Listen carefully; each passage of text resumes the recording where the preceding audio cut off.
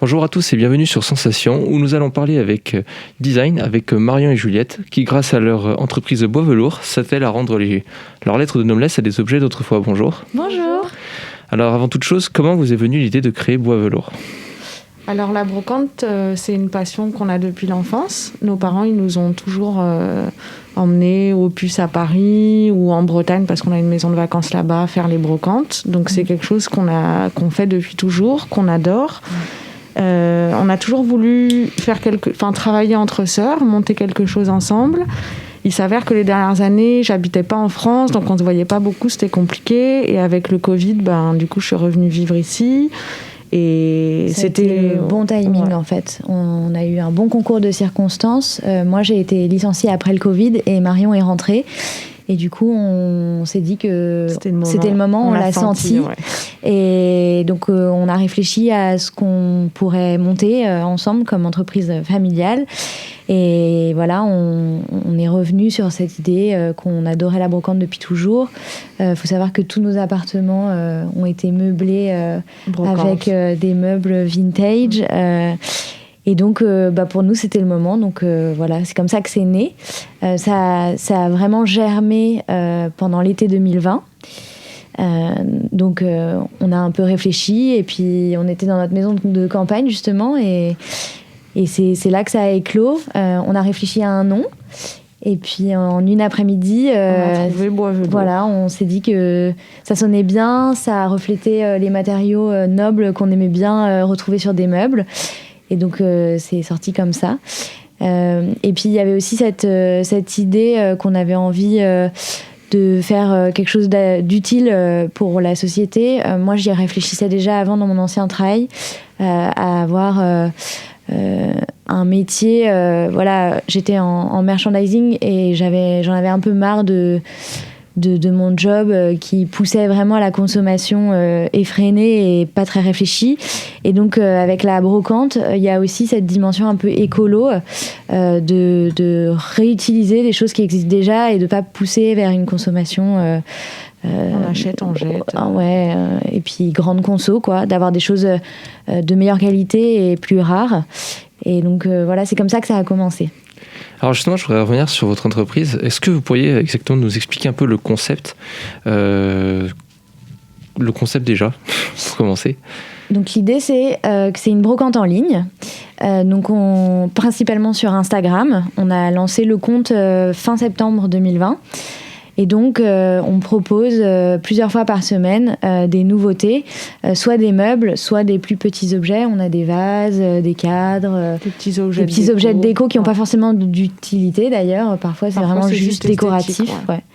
Et donc, plusieurs fois par semaine, on met en ligne des nouveautés. Et en fait, nos clients nous achètent via Instagram. On fonctionne par message instantané. Donc, quand un objet ou un meuble plaît, il suffit de nous envoyer un message en privé et la vente se fait comme ça. Alors justement, vous êtes présente sur Instagram, vous l'avez dit, mais est-ce qu'éventuellement, un jour dans le futur, si votre affaire venait à prospérer, vous envisageriez éventuellement d'ouvrir une boutique physique ? Alors, c'est pas au programme pour l'instant. Pour l'instant, c'est pas au programme. Déjà avec le Covid, tout ça, les magasins, avec la crise, c'est un peu compliqué d'investir là-dedans. Ça coûte beaucoup d'argent, ça fait des dépenses fixes, et c'est vrai qu'Instagram, ça marche très bien. C'est un peu la nouvelle plateforme e-commerce en fait, et ça nous offre une grande visibilité, beaucoup de bouche à oreille, beaucoup plus que si on avait juste une boutique qui avait pignon sur rue. On touche à un panel de personnes beaucoup plus large en fait avec Instagram. Ouais, que ce soit au niveau des âges ou même de la zone géographique en fait, c'est international et on a par exemple des clients qui nous achètent dans toute la France. On a même livré des choses en Belgique, en Italie. Donc c'est vrai que Instagram, ça donne une visibilité à beaucoup plus grande échelle qu'une boutique. Donc pour le moment, ça nous suffit. Après, on a très envie quand même de pouvoir rencontrer les gens qui nous achètent, parce qu'on a des clientes assez fidèles. Très sympa. Et ouais, en fait, quand on fait les livraisons nous-mêmes sur Paris, et donc ces moments où on rencontre les personnes, on s'est rendu compte qu'en fait, c'était vachement de plaisir, parce que les gens à qui on livre les objets, en fait, ils sont super contents de nous rencontrer et puis de recevoir leur achat. Ouais. Et du coup, y a quand même cette proximité avec la clientèle qui est importante. Et donc, on a envie de faire des pop-up stores plus que d'avoir une boutique fixe. Donc, l'objectif, c'est d'en faire au moins un par mois. Et on commence à faire quelques événements. Voilà. Aussi, par exemple, on a fait un événement à la Rotonde le week-end dernier. Petit à petit, les événements recommencent à avoir lieu, tout ça. Et donc, on est sur quelques événements. On en a un fin février, le 27 février, avec Système Solaire. Si tu veux en parler, Juju, et décrire Système Solaire un petit peu. Ouais, alors Système Solaire, c'est un collectif qui a été monté par Solène. Donc, je vous invite à aller voir sur Instagram son compte, Système Solaire. C'est Max Solène qui est... c'est Solène Michel. Nous, on l'a connue grâce à Instagram. En fait, c'est aussi ça la force d'Instagram, c'est qu'on rencontre des gens qu'on n'aurait jamais croisés en temps normal. Ouais, et donc en fait, ça ouvre beaucoup de portes. Et donc, elle a créé un collectif avec essentiellement des marques de friperie en ligne. Donc, ça rejoint beaucoup notre concept, mais sauf que c'est pour le vêtement. Mais c'est dans cette idée de revendre du vintage et de remettre au goût du jour des choses qu'on a un peu oubliées mais qui en fait reviennent vachement à la mode. Et Solène, elle s'occupe d'organiser un événement par mois où elle regroupe justement une dizaine de ces filles qui font partie du collectif et elle fait des pop-up stores. Donc c'est super parce qu'en fait ça permet de créer une synergie autour d'une dizaine de comptes Instagram qui ont chacune leur clientèle et donc de regrouper toutes ces clientes qui sont donc fans du vintage en un seul endroit et en fait on se sert les unes les autres puisque donc il y a des clientes qui nous connaissaient pas qui vont sûrement nous découvrir et nous nos clientes qui vont venir nous voir vont découvrir des marques de fripe. Donc c'est un super concept qu'elle a mis en place et donc on fait son événement le 27 février. Ça nous permet aussi de rencontrer d'autres personnes qui vendent sur Instagram, pas forcément la même chose que nous, mais c'est vrai qu'on fait des rencontres de personnalités très atypiques, très sympathiques. Donc ça reste dans l'échange et ça on aime bien quand même. Et puis c'est vrai qu'en fait c'est aussi une manière d'étendre notre réseau professionnel en fait. Donc via ce réseau social, on a des contacts professionnels qui se créent. Justement, Marion, vous êtes artiste, vous êtes passionné d'art. Donc en tant qu'artiste, il vous arrive de retravailler l'esthétisme de certaines pièces. Pourquoi ce choix ? Alors, j'aurais pas la prétention de dire que je suis artiste. J'ai fait des études d'histoire de l'art et de graphisme. Donc c'est vrai, je dirais que je suis plutôt créative, quelqu'un de très créatif. Et parfois, quand on chine, on rencontre des objets qui sont soit trop abîmés, soit vraiment qui ont un côté... Enfin, nous, on adore, mais très vieillot. Et c'est vrai que le fait d'apporter un petit peu de création à ces objets, alors ça peut aller de juste repeindre l'objet avec des couleurs un petit peu auxquelles on ne s'attend pas, ou alors venir vraiment rajouter des éléments sur ces objets. Ça permet de les remoderniser un petit peu et de leur donner vraiment une touche unique.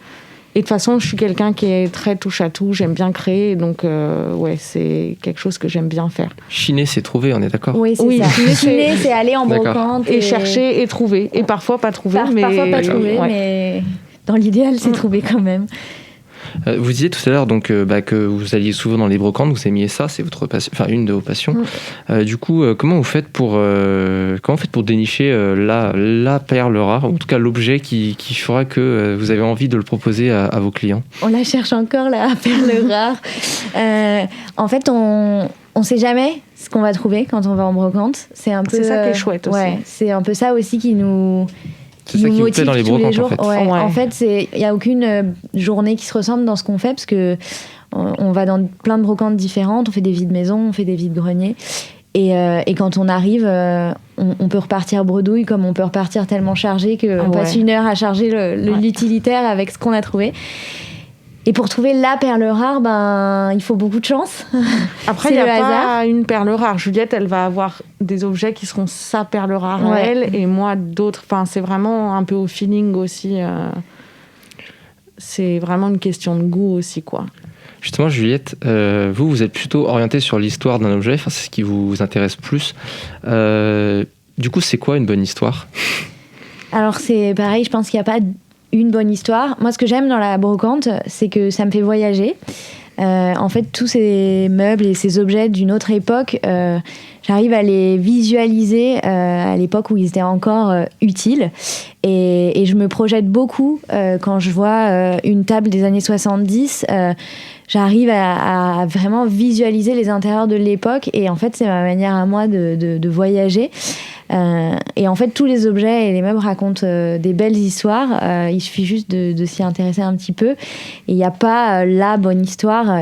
Juste le fait de permettre de nous évader vers quelque chose d'autre que Paris et puis nos intérieurs Ikea. Et ben, moi, ça, je trouve ça juste super, quoi. Merci beaucoup Maria-Juliette d'avoir été avec nous sur Sensation. Nous rappelons que vous êtes les gérantes de Bois Velours, une société spécialisée dans les meubles et objets de curiosité, dénichés avec amour, je précise, et qu'on peut vous retrouver sur Instagram, Bois Velours, tout attaché. Merci aux équipes techniques de l'ISCP à Paris, l'Institut supérieur des médias de Paris. Vous pouvez retrouver cette émission en podcast, audio et vidéo sur notre site et notre application Radio Sensation.